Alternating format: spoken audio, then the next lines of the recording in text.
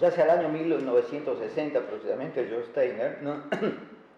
ya daba cuenta de toda una situación de pérdida de lenguaje que se daba, ¿no?, en casi prácticamente todo, especialmente en Occidente, ¿no?, porque hay que ver que hasta qué punto eso es válido en otros continentes, ¿no?, por ejemplo en la India, por ejemplo, ¿no?, la China, bueno.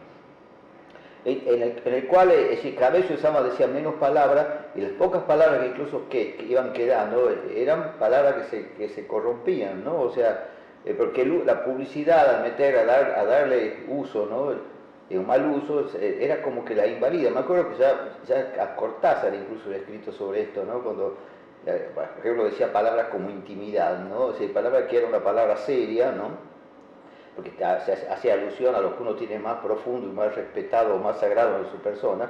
De pronto terminaba, se hablaba de las toallitas íntimas de las mujeres, ¿dónde fue a parar la intimidad, digamos, ¿no? Entonces, él, por eso escribía intimidad con H y una sin H, ¿entendés?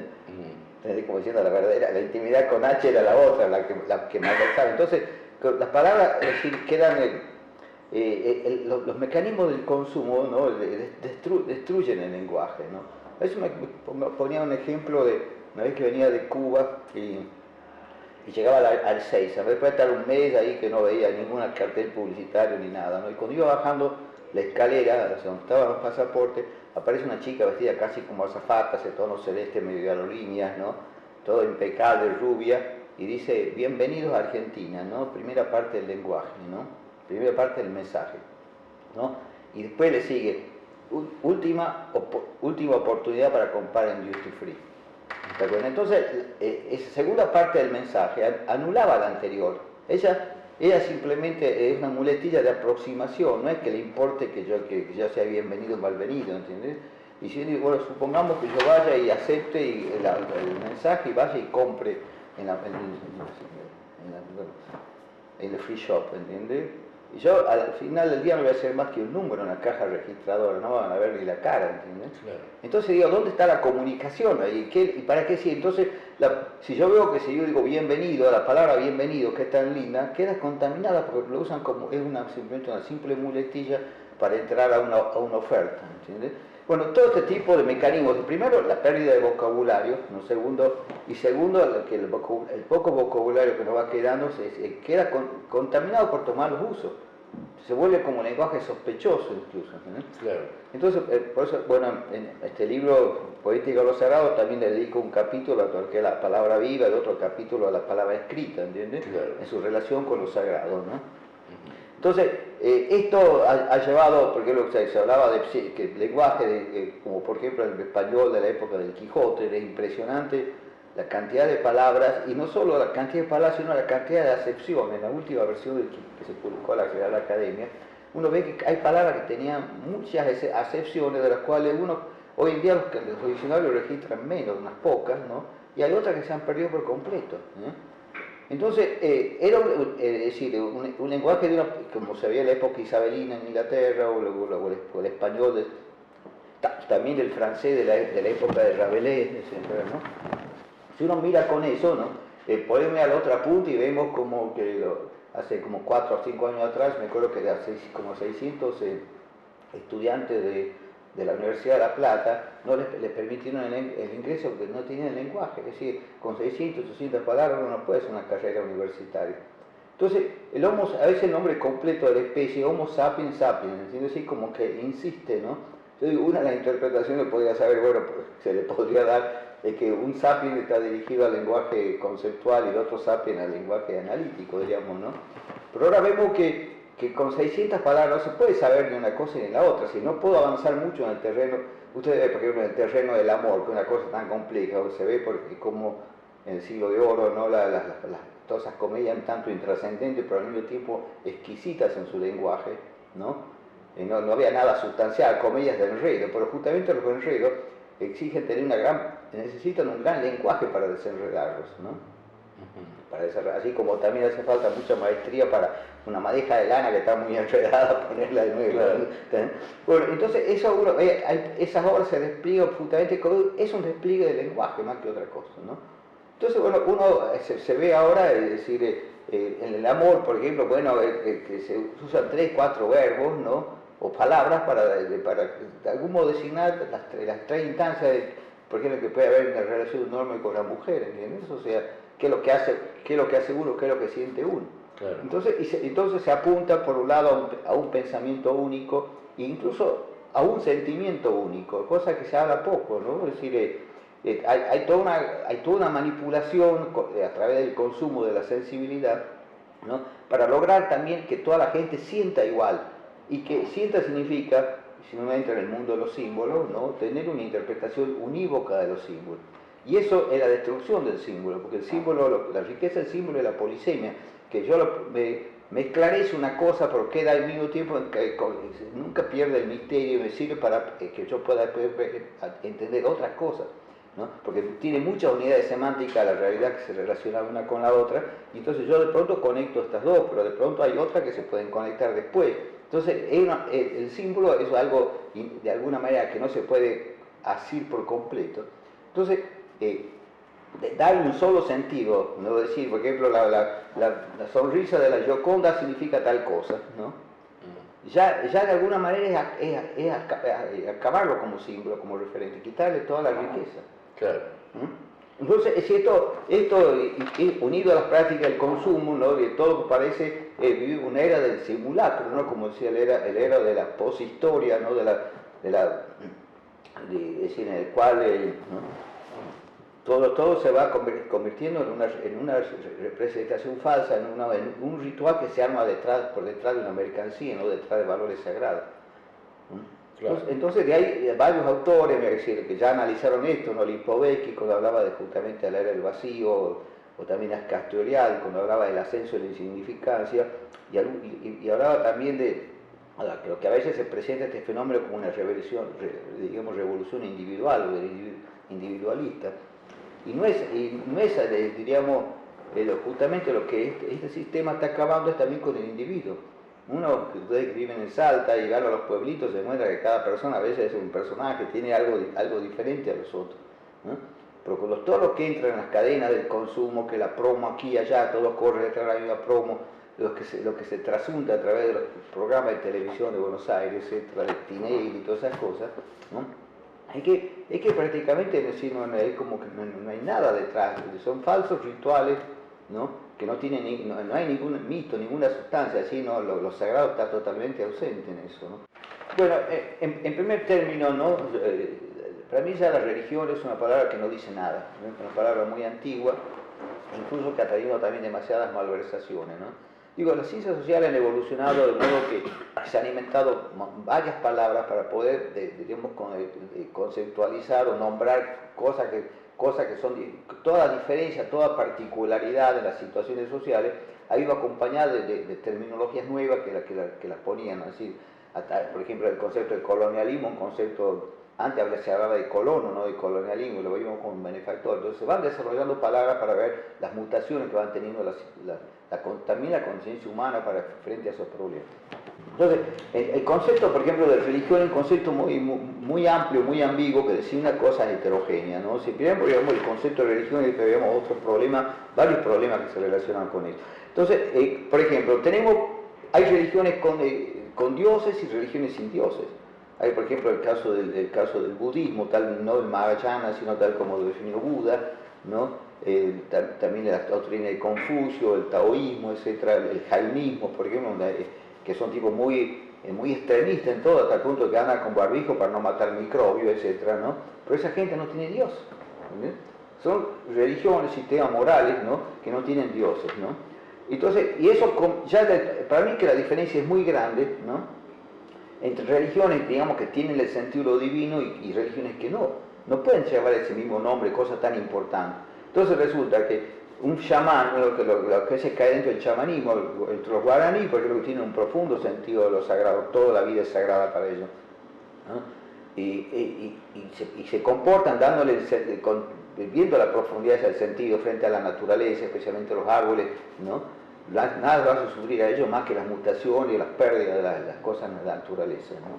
Entonces ellos tienen unos piques que le llaman, que es una panloca de unos 30 metros, ¿no? Que es como el templo, digamos, con un pequeño altar donde tienen 2 o 3 cosas, y después todo es un chamán que a veces se conecta por sueño con la divinidad y que le dicta un lenguaje que se llama el Aigu Porá, que es un lenguaje poético, ¿no? Que es el único lugar que yo he visto en la vida que sueñen con metáforas, y que son metáforas que dicen que Dios se la dicta a ellos porque le gusta, el Aigu Porá significa el bello lenguaje, y es un lenguaje que ellos no usan en la vida cotidiana, un lenguaje que Dios le dicta a ellos porque es el lenguaje que Él quiere oír, ¿no? Que es un lenguaje poético, digamos, ¿no? Hay unas zonas, ¿no? Como decía, que los sagrados son esa zona de condensación del sentido, ¿no? Es la zona no transable, digamos, donde el individuo, las culturas, el individuo, si transan esa zona, pierde totalmente la identidad y las matrices culturales se desconfiguran totalmente. Es decir, en el mundo ha sido aprobado a nivel universal, la Declaración Universal, que se llama así, de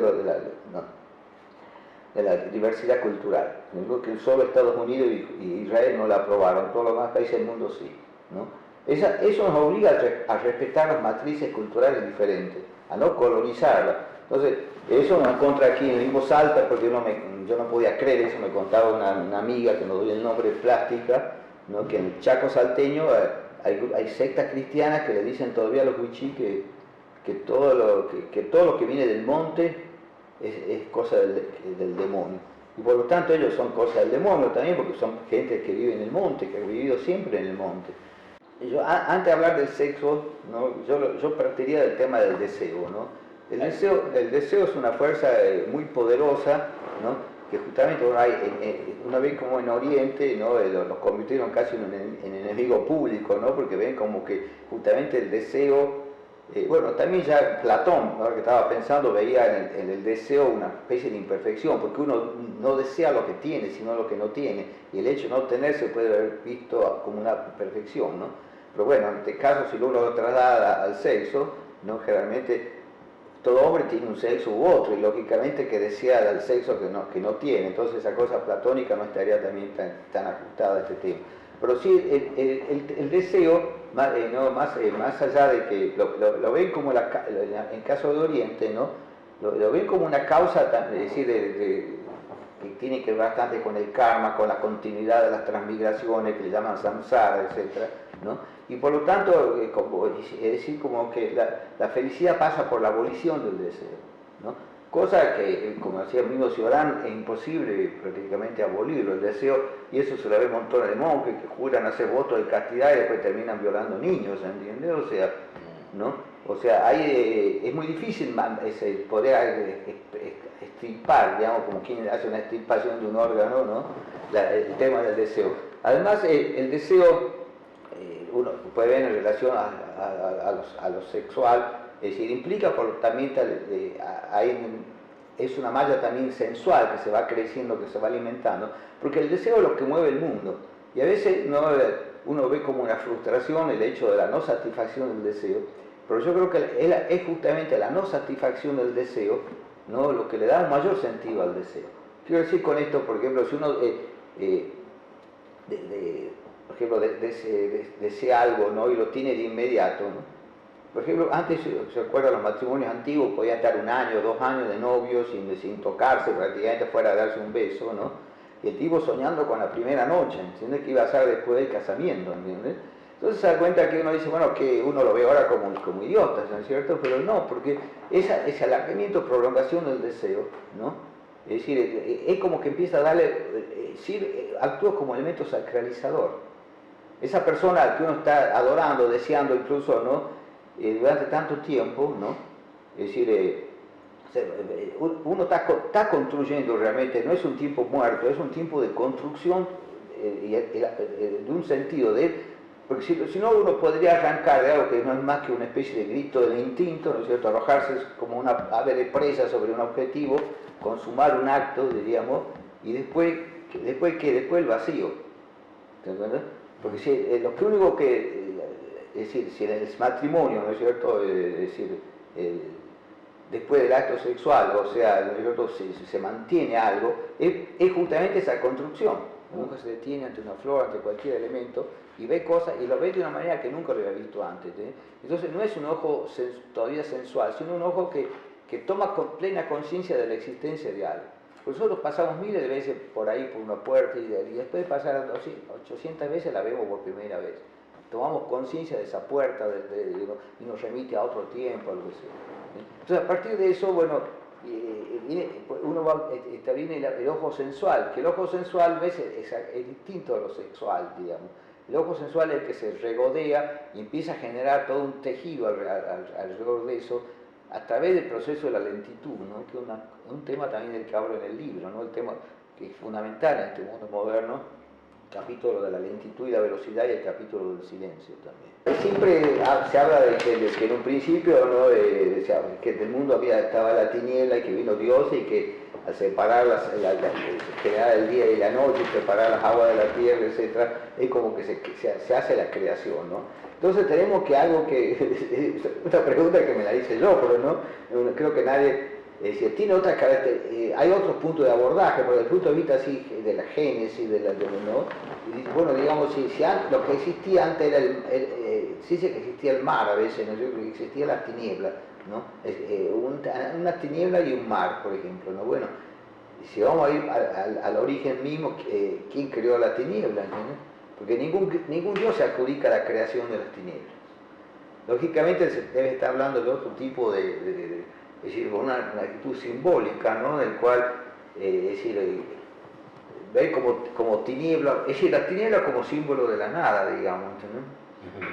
Pero por el mismo tiempo la tiniebla sabemos que no es exactamente la nada, que tiene alguna connotación, porque de la nada no se puede decir nada, y de la tiniebla se pueden decir cosas. ¿Sí?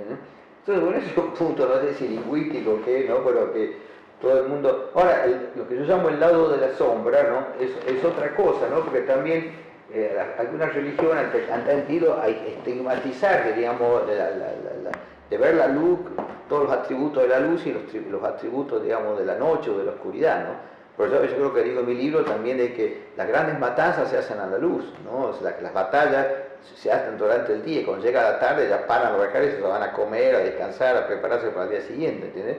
Que entonces el espacio de la noche, el espacio del amor, el espacio del reposo, a veces las flores largan malos perfumes, ¿no? La noche tiene su encanto, hay mucha gente que encuentra el sentido de la vida en la noche, no en el día. Claro. Entonces, ¿por qué quiero decir que uno puede, ¿no? Si uno toma, por ejemplo, la luz tiene puntos oscuros y la noche y las sombras, ¿no? Tiene puntos claros, o sea, entonces hay como, si bien la luz y la sombra sirven como una dialéctica, en todas las dialécticas sabemos, ¿no? Que siempre hay como segundas dialécticas que surgen desde ahí hacia adentro, ¿no? O sea, en el cual, bueno, que dentro de la sombra hay luz y dentro de la luz hay sombra, digamos, ¿entendés? Y que si uno no ve si no ve esos aspectos laterales, ¿no? Tiene una concepción muy maniquea de las cosas, ¿entendés? Entonces, lógicamente, vemos que las tinieblas, hay por lo pronto dos tipos de tinieblas, está la tiniebla dulce, o las sombras dulces, y las sombras pavorosas, digamos, ¿no? Y la luz también hay luces terribles, ¿entendés? Que tienen que ver a veces, bueno... Entonces eso, bueno, en los desarrollos del capítulo, ¿no? Cómo se traduce también a veces en la literatura, en otros, ¿no? El tema de la luz, del lado, le llamo el lado de la sombra, ¿no? Que no se puede, eso, en el caso del cristianismo, bueno, sí, toda la sombra está ligada al concepto de la caída, ¿no? De la caída en un abismo, ¿no? Y en el mal, ¿no? Relación con el mal, ¿no? ¿Y por qué la sombra tiene que tener relación con el mal? La sombra, en último caso, es el espacio del misterio. Porque la luz, generalmente, todo aquello que define la frontera de las cosas, es de alguna manera enemiga del imaginario, ¿no? El imaginario odia las fronteras. Claro, les ilumina en todo sentido. Claro, entonces, porque decir, uno siempre, yo me acuerdo una vez quería hacer con un grupo del CONICET, armar lo que llamaríamos antropología de lo extraordinario, ¿no? Porque estos muchachos estaban estudiando sobre la luz mala, ¿no? Y como vemos que a mí me ha pasado de ver cosas que las puedo ver personalmente y sin embargo me cuesta aceptarlas, incorporarlas como reales, porque estamos formateados de una manera que sí, nos formatearon en la miopía, digamos. Entonces, por más que las tengamos delante, no alcanzamos a entenderlas, ¿no? Como el caso una vez que un chamán que daba unas clases ahí, el tipo era un gran chamán amazónico y al mismo tiempo tenía un doctorado en la Universidad de San Marcos de Medicina, o sea, era médico de su tribu, un gran médico, al mismo tiempo era un doctor que había estudiado, por lo tanto, con los esquemas de Occidente en la Universidad de Lima. Entonces él se puso a hablar en esa conferencia de que, ¿no?, en Buenos Aires habló de los 4 niveles de chamanismo. Y al terminar el 3 sale del tema y se sigue con otra cosa. Entonces yo levanto la mano y le digo, porque usted habló de 4 niveles, pero habló solo de 3, ¿cuál es el cuarto? Y el tipo se quedó un rato largo pensando, como diciendo, ¿digo o no digo? ¿Entendés? Porque estaba bueno que estaba ante gente de Buenos Aires, muy formateada racionalmente, etcétera, y que no le iba a caer bien la palabra, ¿no? Bueno, pues se dio cuenta que no podía escapar de eso y dijo desaparecer. Con lo cual él estaba diciendo que para él podía desaparecer, ¿entiendes? Entonces digo, ¿cómo un tipo que tiene doctorado en medicina en la Universidad de Lima puede sentirse capaz de desaparecer? No nos entra en la cabeza. Entonces, digamos, las fronteras entre lo natural y lo sobrenatural son complejas. Primero porque, es decir, para que pueda existir lo sobrenatural tiene que haber una conciencia plena de lo natural. Y vemos que hay tribus, por ejemplo, que no consideran que la muerte sea natural. Siempre alguien fue el que te malició y te la causó. Entonces, ¿dónde está esa frontera? No existe. Claro. Y al no existir la frontera de lo natural, no existir una concepción clara de lo natural, ¿no? O por ahí ven como naturales cosas que para nosotros no lo son, ¿no? Eso comentaba a propósito de que, bueno, que cuando vino el realismo mágico en la literatura, de que, por ejemplo, una lluvia de pájaros, cosas así, que los europeos lo veían como una fantasía y eran cosas reales, ¿entiendes? Claro. Entonces, pero al principio creo que lo importante, porque otra cosa que tomo en el libro ya, ¿no?, es el hecho de saber que el hombre tiene el conocimiento humano tiene 2 brazos, y esos 2 brazos, lo ideal es que sean brazos simétricos, ya que midan lo mismo, que tengan la misma importancia y relevancia.